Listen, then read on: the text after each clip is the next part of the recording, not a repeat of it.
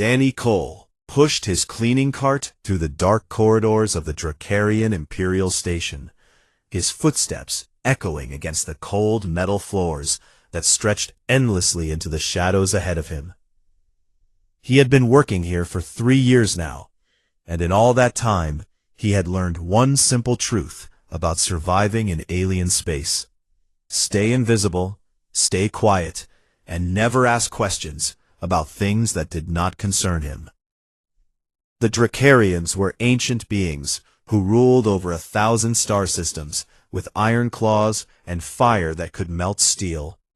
And they looked upon humans the same way humans might look upon ants crawling across their kitchen floor. Back on Earth, Danny had been nobody special, just a kid from a small town in Ohio who dropped out of high school when his grandmother got sick and needed someone to take care of her. When she died, she left him nothing but memories and a farm that the bank took away before he could even finish grieving. What desperate people do when they have nothing left to lose. He signed up for off-world labor contracts, the kind that sent humans to distant corners of the galaxy to scrub floors and clean toilets and do all the jobs that proud alien species considered beneath them.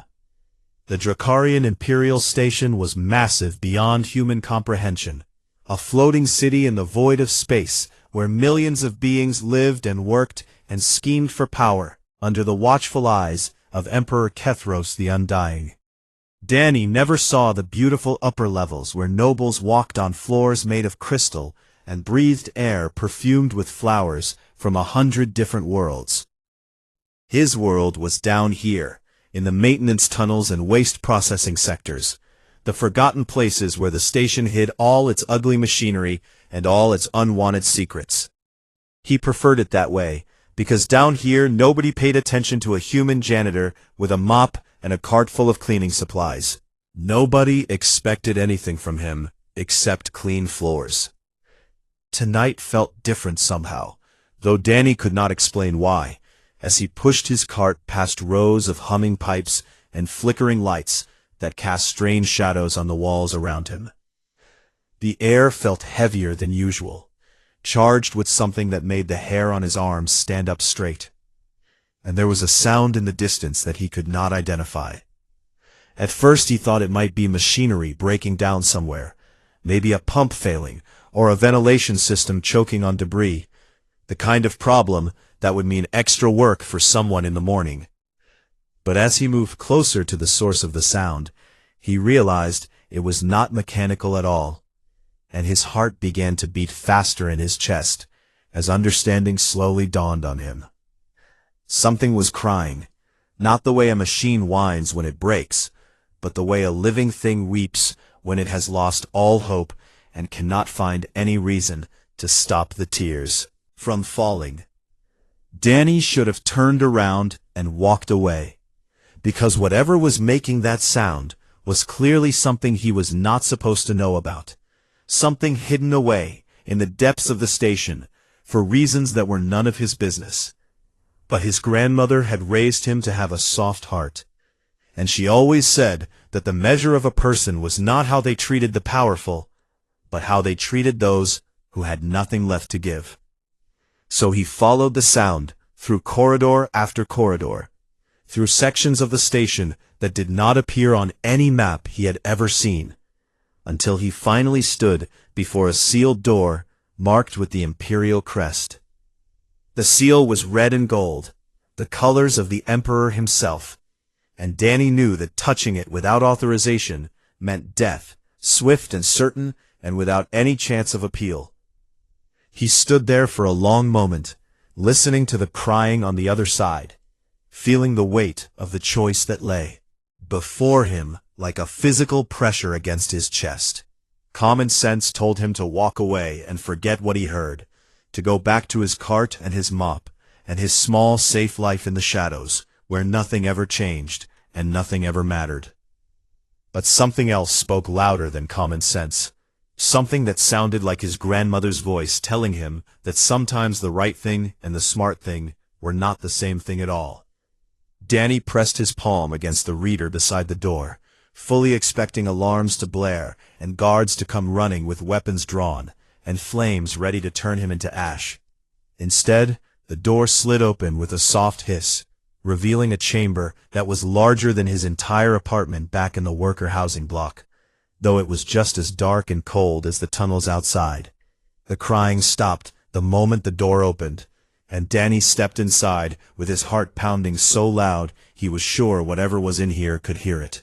At first, he could not see anything in the darkness. But then his eyes adjusted, and he noticed a shape in the far corner of the room, massive and still, and watching him with eyes that glowed faintly golden in the shadows.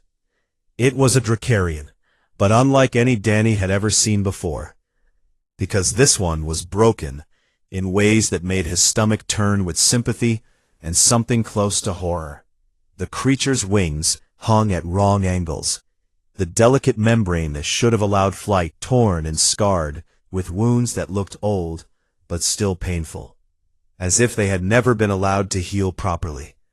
Its scales were dull and cracked where they should have gleamed like polished obsidian, and its body was thin in a way that spoke of hunger and neglect, rather than the proud strength of its kind. But it was the eyes that struck Danny the hardest, because those golden eyes held no fire, no pride, no anger, nothing but a hollow emptiness that he recognized from his own reflection in the dark days after his grandmother passed. The Dracarian lifted its great head slowly, as if even that small movement cost more energy than it had to spare. And its voice came out as a rasp that barely reached Danny's ears across the distance between them. "Have you come to gawk at the monster?" it asked, and there was no question mark in its tone, only flat acceptance of what it believed to be true. "Or to finish what my brothers started?" Danny stood there for a moment, this small human janitor, facing a creature that could have killed him with a single breath if it still had any strength left to fight. Then he did something that surprised them both, something that would change the course of history in ways neither of them could possibly imagine on that cold, dark night in the forgotten depths of the station. He sat down on the floor, set aside his mop, and looked at the broken dragon with eyes that held no fear and no pity. Simple, honest understanding that came from knowing what it felt like to be completely alone. "Neither," Danny said quietly. "I just heard someone crying and figured maybe they could use some company." The chamber fell silent, except for the distant hum of machinery, and somewhere far above them, Emperor Kethros the Undying watched through hidden cameras with ancient eyes that had not seen anything truly surprising in centuries. The Dracarian stared at Danny for what felt like hours, those golden eyes searching his face for some sign of deception or hidden cruelty that must surely lurk beneath such unexpected kindness. Danny did not look away or flinch or show any sign that he was afraid, even though part of him was terrified beyond anything he had ever felt before in his entire life. He had seen Dracarians from a distance many times during his years on the station, and he knew what they were capable of when their temper flared and their flames erupted from jaws that could crush steel. But this creature before him was not a threat to anyone, and Danny could see that truth as clearly as he could see the scars that covered its broken body from head to tail. "You are either very brave or very stupid," the Dracarian finally said, and there was something almost like curiosity in its voice, beneath all the layers of pain and exhaustion. Danny shrugged his shoulders the way he always did, when he did not know what else to say, a habit his grandmother had tried and failed to break him of when he was young. "Probably stupid," he admitted, with a small smile that felt strange on his face after so many months of keeping his expressions neutral and invisible. "But I have got nowhere else to be." The Dracarian made a sound that might have been a laugh if it had any strength left for such things, a dry rasp that echoed off the cold walls of its prison cell. "Do you know who I am, human?" it asked, and Danny shook his head because he truly did not know, having never paid much attention to the politics and hierarchies of the beings who ruled over him. "I am Varrock Shaldori," the dragon said, and the name meant nothing to Danny until the creature continued speaking in that broken whisper of a voice. "Third son of Emperor Kethros, once called the Jewel of the Empire." Danny felt his stomach drop as the weight of those words settled over him like a heavy blanket made of ice and stone, and the certain knowledge that he had made a terrible mistake. This was not just some forgotten prisoner hidden away in the depths of the station. This was a prince of the Drakarian Empire, a member of the most powerful family in the known galaxy. "I should probably apologize for intruding then," Danny said slowly, already calculating how quickly he could reach the door, and whether there was any chance the guards did not already know he was here. But Veyrak shook his great head slowly, and something changed in those golden eyes, something that looked almost like desperation breaking through the walls of hopelessness that surrounded him. "No one has spoken to me in 7 months," the prince said quietly. "Not the guards who bring my food, not the healers who come to ensure I do not die before my father decides what to do with me." He lowered his head until it rested on the cold floor, his eyes still fixed on Danny's face. Janitor might disappear if he looked away for even a moment. "They are afraid of me," Veyrak continued. "Or perhaps they are afraid of what it might mean to show kindness to one who has fallen so far from grace." Danny thought about leaving, about going back to his cart and his mop, and pretending this night had never happened, because that was clearly the smart thing to do. But his grandmother's voice echoed in his head again, reminding him that smart and right were not always the same thing, and he found himself settling more comfortably on the cold floor instead. "What happened to you?" Danny asked, not because he expected an answer, but because the silence felt too heavy to bear. "I mean, if you don't mind me asking." Veyrak was quiet for a long moment, and Danny wondered if he had crossed a line that should not have been crossed, if he had finally pushed his luck too far. Then the prince began to speak, slowly at first, and then faster, as the words poured out of him like water through a broken dam that had held back too much for too long. He told Danny about his brothers, about how the eldest among them had grown impatient waiting for their father to die, and had begun plotting to speed the process along. He spoke of the evidence he had gathered, the meetings he had witnessed through hidden cameras, the messages he had intercepted that proved beyond any doubt that his brothers planned to assassinate the emperor. Veyrak had gone to his father with everything he had found, expecting gratitude and action and the swift punishment of those who had betrayed the family that gave them everything. Instead, his brothers had gotten to their father first, spinning lies about Veyrak's mental state, claiming he had become paranoid and delusional and dangerous to everyone around him. "They broke my wings in front of the court," Veyrak said, his voice dropping to barely a whisper, "tore them apart piece by piece, while our father watched and did nothing to stop them." Danny felt sick as he listened, imagining the pain and the horror and the devastating betrayal of watching your own family destroy you, while the one person who should protect you simply looked on. "They told everyone I had tried to kill our father myself," the prince continued, "that the evidence I claimed to have was fabricated, that I was mad and needed to be locked away for my own safety and the safety of the empire." His eyes met Danny's again, and now there were tears forming in them, something Danny had not known Drakarians were capable of producing. "My father believed them," Veyrak said, and those 4 words contained more pain than everything else he had said combined. Or perhaps he simply found it easier to believe them than to face the truth about his other sons. Danny did not know what to say, so he did not say anything at all. He just sat there on the cold floor and kept the broken prince company. The hours passed and his shift ended without him noticing.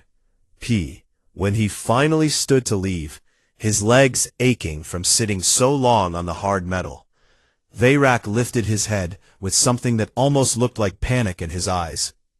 "You will not come back," the prince said, and it was not a question, but a statement of fact, the resigned acceptance of someone who had learned to expect nothing but disappointment. Danny paused at the door and turned back to look at the creature who had been a prince, and was now just a forgotten prisoner in the darkest corner of the station. "Same time tomorrow," Danny said simply. "I will bring some food from the mess hall. The stuff they feed you here looks terrible." He left before Veyrak could respond, but he heard a sound behind him as the door slid closed. Something that might have been a sob, or might have been the first genuine hope the prince had felt in 7 months. Danny walked back to his quarters in a daze, knowing that he had just made a promise that could get him killed, and knowing with equal certainty that he was going to keep it anyway. The next night he returned with cold cheeseburgers, smuggled from the cafeteria. And the night after that, he brought a battered paperback novel that had belonged to his grandmother. He read aloud to the prince for hours, stories of adventures and heroes and ordinary people who did extraordinary things. And slowly, night by night, something began to change in those golden eyes. Veyrak began to speak more, asking questions about Earth, and about humans, and about the strange little janitor who kept showing up, despite all the reasons he should not. And far above them, watching through cameras that recorded everything, Emperor Kethros leaned forward on his throne, with an expression that none of his advisors had ever seen before. It looked almost like regret. Emperor Kethros the Undying had ruled the Dracarian Empire for 800 years. And in all that time he had seen things that would break the minds of lesser beings. He had watched stars die and civilizations crumble and armies burn across 1,000 worlds. And he had ordered the deaths of millions without losing a single moment of sleep. His scales were the color of midnight streaked with gold, and his eyes held the cold fire of someone who had long ago stopped being surprised by anything the universe could throw at him. Or so he had believed, until the night a human janitor walked into his forgotten son's prison cell and sat down on the floor like it was the most natural thing in the world. Kethros watched through the hidden cameras that covered every inch of his station, cameras that even his closest advisors did not know existed, and he felt something stir in his ancient heart. At first he assumed the human was a spy sent by one of his enemies, perhaps hoping to extract information from the disgraced prince, or to use him as leverage in some political game. But days passed, and then weeks, and the janitor kept returning with nothing more dangerous than smuggled food and old books, and a quiet willingness to simply be present with someone who had been abandoned by everyone. The Emperor watched Danny Cole share stories about his life on Earth, about the grandmother who raised him, and the farm they lost, and the dreams he once had of seeing the stars, before reality taught him to stop dreaming. He watched Veyrak slowly begin to respond, first with single words and suspicious glances, then with questions and cautious curiosity, and finally with something that looked almost like laughter. "Why do you keep coming back?" Veyrak asked one night, about 2 months into their strange friendship. "You gain nothing from this, and if anyone discovers you here, they will execute you without hesitation." Danny shrugged in. That way he always did when he could not explain his own choices, a gesture that Kethros had come to recognize and almost appreciate for its honest simplicity. "Everybody deserves someone who shows up for them," Danny said. "Even broken dragons who used to be princes, and probably should not be eating cheeseburgers, but seem to like them anyway." Veyrak made that sound that passed for laughter among Dracarians, a rumbling hiss that vibrated through the chamber and made the walls tremble slightly with its force. "You are the strangest creature I have ever met," the prince said, and there was warmth in his voice that had not been there before, warmth that seemed to grow stronger every night. Kethros leaned back on his throne and considered what he was watching, turning the situation over in his mind like a puzzle he could not quite solve. He had imprisoned Veyrak because his other sons had presented evidence of treason, evidence that seemed solid at the time. That painted a picture of a prince driven mad by jealousy and ambition. But Kethros was old, older than any living Dracarian, and he had not survived 8 centuries by ignoring the small details that others overlooked. He had noticed things about his other sons in the months since Veyrak's imprisonment. Small inconsistencies in their stories, and nervous glances exchanged when they thought no one was watching. Prince Kale, the eldest, had become bolder in his ambitions, pushing for more power and more responsibility, positioning himself as the obvious heir in ways that felt too calculated to be innocent. The others followed Kale's lead with a unity that felt rehearsed, as if they were playing roles in a drama that had been scripted long before the curtain rose on their brother's destruction. Kethros had doubts, but doubts were not proof, and an emperor could not act on doubts without risking the stability of an entire empire built on the appearance of certainty. So he watched and waited and gathered his own evidence in secret, while on the screens before him, a human janitor did something that all his power and wisdom had failed to accomplish. Danny was healing his son, not the shattered wings or the cracked scales, but something deeper and more important that had been broken when Veyrak realized his own family had betrayed him.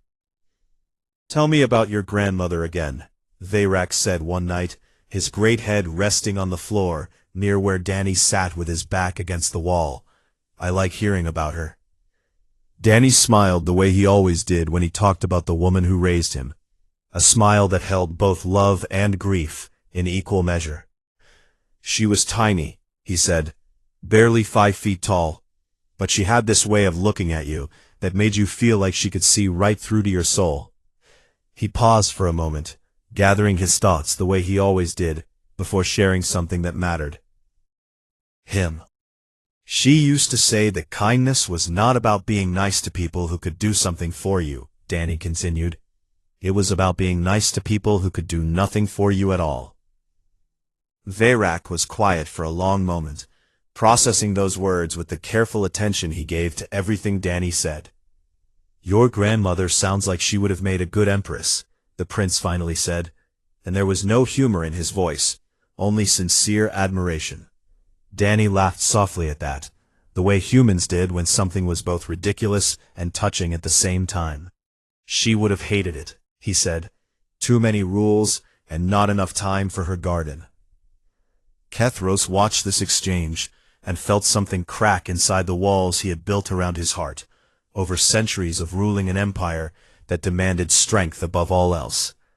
He thought about his own relationship with his sons, about how he had taught them to be strong and cunning, ruthless, because those were the qualities an emperor needed to survive. He had never taught them kindness, because kindness was weakness in the world of imperial politics, a vulnerability that enemies could exploit and rivals could turn against you. But watching this human janitor with his gentle words and his stolen cheeseburgers, Kethros wondered if perhaps he had been wrong about that. Perhaps strength without kindness was not really strength at all, but something colder and emptier that left you surrounded by sons who plotted your death and a kingdom built on fear instead of loyalty. The emperor made a decision that night, watching Danny read aloud from his grandmother's book, while Veyrak listened with eyes that had finally begun to hold something other than despair. He would find the truth about what his sons had done, one way or another, and he would make things right if it was not too late. But he would do it carefully and quietly. 100 years had taught him that patience was sometimes the most powerful weapon of all. In the meantime, he assigned his most trusted guard to ensure that no one interfered with the janitor's nightly visits, a guard who would report only to the emperor himself. Danny Cole had no idea that he was being protected by the most powerful being in the galaxy, and Kethros intended to keep it that way. Some gifts were better given in secret, especially when you were not sure you deserved to give them at all. 6 months had passed since Danny first stumbled into Veyrak's prison cell, and in that time everything had changed, except the official record of what had happened to the third prince of the Drakarian Empire. Danny had learned to navigate the hidden corridors of the station like they were his own home, finding shortcuts and secret passages that let him visit his friend without being seen by anyone who might ask questions. Veyrak had grown stronger in spirit if not in body, his eyes now holding a spark of the fire that had once made him the brightest of his father's sons, the one they called the Jewel before they decided to destroy him. They talked about everything during those long nights, from the nature of the universe to the best way to cook a cheeseburger, from the politics of the Dracarian Empire to the small town in Ohio where Danny had learned what it meant to be human. But tonight was different, because Veyrak had finally told Danny where he had hidden the evidence that proved his brother's treachery, evidence that had survived despite their best efforts to destroy every trace of it. There is a data core in the old communications center on level 47, Veyrak said, his voice steady, with the calm that came from finally making a decision he had been avoiding for months. I encrypted it with a code that only I know, he continued, and I hid it inside a maintenance panel that has not been opened since before you were born. Danny listened carefully, memorizing every detail, because he knew this information was too important to write down where someone might find it. The evidence shows everything, Veyrak said. Recordings of my brother's meeting with the conspirators, financial transfers to the assassins they hired, messages discussing how to convince our father that I was the traitor instead of them. He paused and looked at Danny with eyes that held both hope and fear in equal measure. Father sees this evidence. He will know the truth, the prince said quietly, but I cannot reach him myself, and there is no one else I trust enough to deliver it. Danny understood what his friend was asking, without needing to hear the words spoken aloud, and he felt the weight of it settle over him like armor he had never asked to wear. You want me to go to the Emperor, he said, and it was not a question, because they both knew there was no other option that made any sense. Veyrak nodded slowly, his great head moving with a grace that seemed impossible, given how broken his body still was after everything his brothers had done to him. It is too much to ask, the prince said. I know it is too much, and I will understand if you say no. Danny thought about his grandmother, and what she would say if she could see him now, standing at a crossroads that would determine not just his own fate, but the fate of an empire that spanned 1,000 stars. About all the nights he had spent reading to Veyrak, watching his friends slowly come back to life like a flower that had been kept in darkness, finally finding the sun. He thought about what it meant to have someone believe in you when no one else did, and how that simple gift had changed him, just as much as it had changed the broken dragon in front of him. Tell me exactly where the data core is, Danny said, and his voice did not shake, even though his hands were trembling at his sides. And then tell me the best way to get into the throne room without getting killed before I can say anything. Veyrak's eyes widened with surprise, and then softened with something that might have been tears if Dracarians were capable of crying more than once in a lifetime. You would do this for me? He whispered, and Danny shrugged the way he always did when he could not explain his own choices. Everybody deserves someone who shows up for them, he said. That had become something like a motto between them over the long months of their friendship. 3 days later, Danny Cole retrieved the data core from its hiding place and tucked it into the pocket of his janitor's uniform, feeling its weight against his chest like a second heartbeat. He walked through the station toward the Imperial throne room, with his mop in one hand and his cleaning cart trailing behind him, looking for all the world like just another worker going about his business. The guards at the outer doors barely glanced at him as he passed, because janitors were invisible to beings who considered themselves important, and that invisibility had always been Danny's greatest protection. But the inner doors were different, guarded by warriors in golden armor who served the Emperor directly, and who would not hesitate to kill anyone who approached without authorization. Danny took a deep breath and pushed his cart forward anyway, walking through the door, massive doors like he had every right to be there, like he was just going to clean up a mess that someone had reported. The throne room was enormous, a cathedral of crystal and gold that stretched upward until the ceiling disappeared into shadows that even Dracarian eyes could not penetrate. Hundreds of nobles filled the space, attending the daily session of the High Council, where the business of the empire was conducted under the watchful gaze of Emperor Kethros himself. Danny saw the emperor sitting on his throne at the far end of the room, ancient and terrible and beautiful in ways that human words could not describe.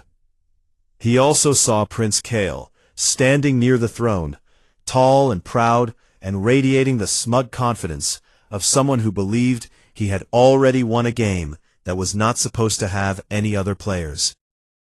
Guards moved to intercept Danny before he had taken more than a few steps into the room, their weapons drawn and their flames ready to reduce him to ash.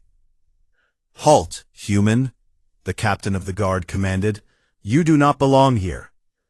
Danny stopped walking, but did not back away, standing straight despite the terror that threatened to collapse his legs beneath him. "I have information for the Emperor," he said, and his voice carried across the sudden silence that had fallen over the throne room, as every eye turned toward the tiny human who had dared to interrupt their proceedings. Prince Kael laughed, a cruel sound that echoed off the crystal walls and made Danny's skin crawl with revulsion. "A janitor with information for the Emperor," Kael said mockingly. "What could you possibly know that would be worth His Majesty's time? Remove this creature," he commanded the guards, "and dispose of it somewhere appropriate." The guards moved forward, and Danny closed his eyes, certain that this was where his story ended, in a throne room surrounded by beings who saw him as nothing more than vermin to be exterminated. But then a voice spoke that froze everyone in place, a voice like thunder rolling across mountains, like fire consuming everything in its path. "Let the human speak," Emperor Kethros said, and Danny opened his eyes to see the ancient dragon watching him, with an expression that he could not read, but that did not seem entirely hostile. "I would hear what he has to say." Prince Kael's face twisted with something that looked like fear, before he controlled it, smoothing his features back into the mask of arrogance that he wore like armor. Danny bowed, badly and in the wrong direction, because he had never learned the proper protocols for addressing Dracarian royalty, and then he spoke. He told them everything about finding Veyrak in his prison cell, and about the friendship that had grown between them over 6 months of shared meals and stories and quiet companionship. He told them about the evidence hidden in the old communications center, and about what it contained, the proof that Prince Kael and his brothers had conspired to murder their own father and frame their innocent sibling for the crime. He spoke clearly and without hesitation, because he had nothing left to lose and everything to gain if even one person in this room believed him. When he finished, the throne room was silent for a heartbeat that stretched into eternity. Then Prince Kael lunged for him, flames erupting from his jaws in a torrent of rage and desperate fear, determined to silence the human before his words could take root in their father's mind. Danny did not run, because there was nowhere to run, and he did not scream, because screaming would not help. He simply stood his ground and waited for death to claim him, thinking of his grandmother and hoping she would be proud of who he had become. The fire never touched him. Emperor Kethros stood between his eldest son and the human janitor. Kael's the way a star outshines a candle, his presence filling the chamber with a power that made the walls tremble. "You dare!" the emperor roared, and his voice shook the throne room to its foundations. "You dare attack one who speaks under my protection?" Kael stumbled backward, his flames dying as quickly as they had appeared, his face pale with the sudden understanding that his carefully constructed plans were crumbling around him. "Guards," Kethros commanded, "take Prince Kael and his co-conspirators to the deep cells. I will deal with them myself after I have examined the evidence this human has brought me." As the guards moved to obey, Danny felt his legs finally give out beneath him, and he sat down hard on the crystal floor of the throne room, surrounded by the most powerful beings in the galaxy. He had done it. Somehow he had actually done it. And Veyrak's truth would finally be heard. His grandmother would have been proud.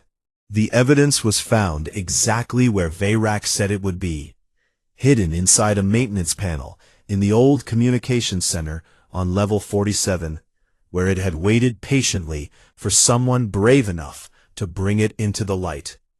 Emperor Kethros watched the recordings himself, seeing his own sons plotting his murder with casual cruelty, discussing how to frame their brother and destroy anyone who might question their version of events.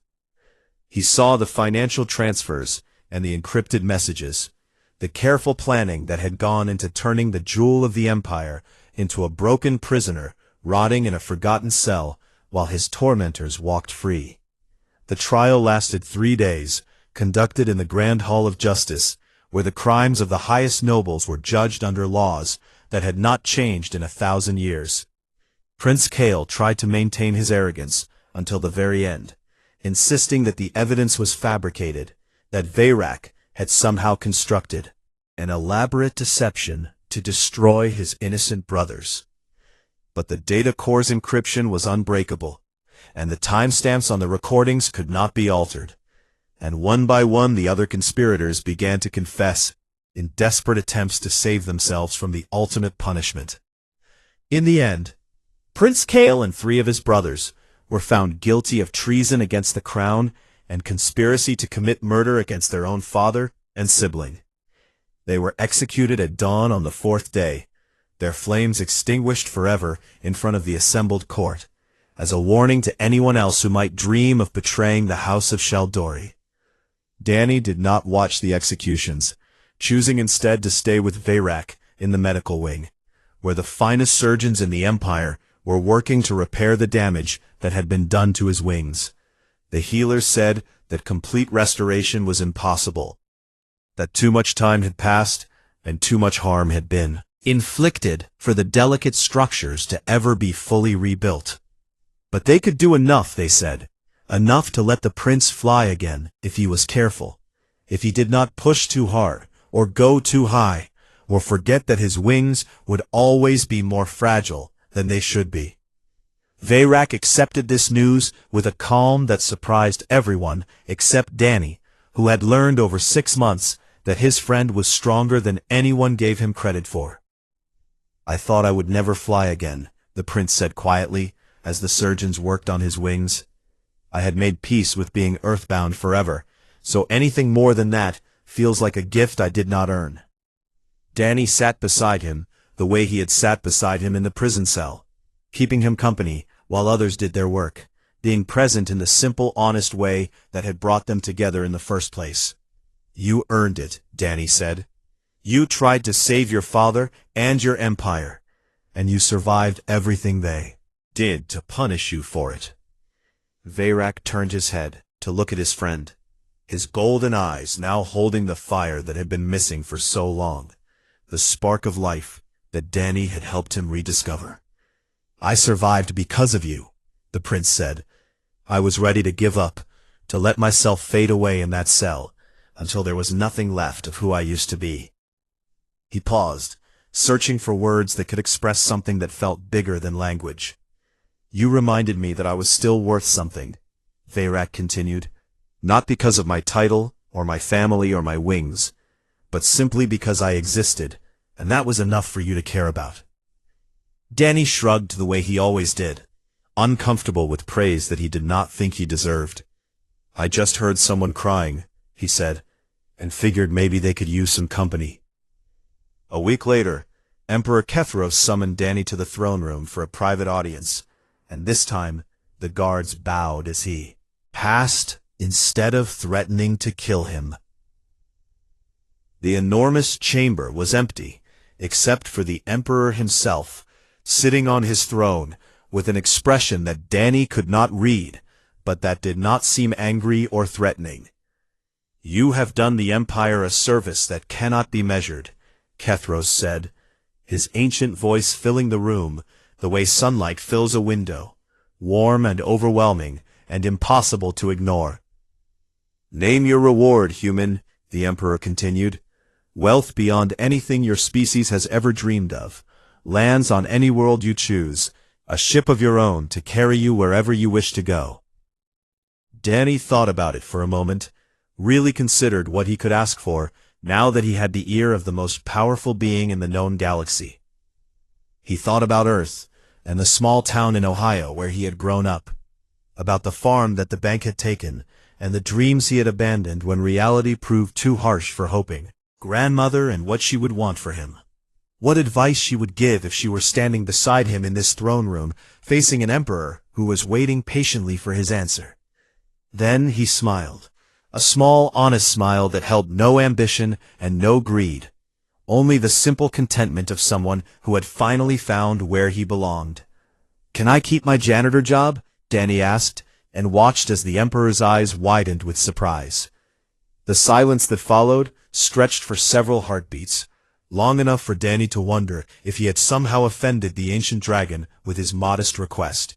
Then Emperor Kethros laughed, a deep rumbling sound that shook the crystal pillars and echoed off the vaulted ceiling like thunder rolling across a summer sky. "In 800 years, the Emperor said when his laughter finally subsided, "no one has ever surprised me the way you do, Danny Cole of Earth." He leaned forward on his throne, studying the human with new interest. "You may have whatever position you wish," Kethros said, "but know this. From this day forward, you are a friend to the House of Shaldori. Your name will be recorded in our histories, and you will never be forgotten as long as our empire endures." Danny became the official companion to Prince Veyrak, a title that had never existed before and was created specifically for him by imperial decree. He was given quarters in the royal wing of the station, fine clothes that he never wore because they felt too uncomfortable, and access to parts of the empire that most humans could not even imagine. But he still mopped floors sometimes, pushing his old cart through the maintenance corridors when he needed to think, or when the weight of his new life felt too heavy to carry.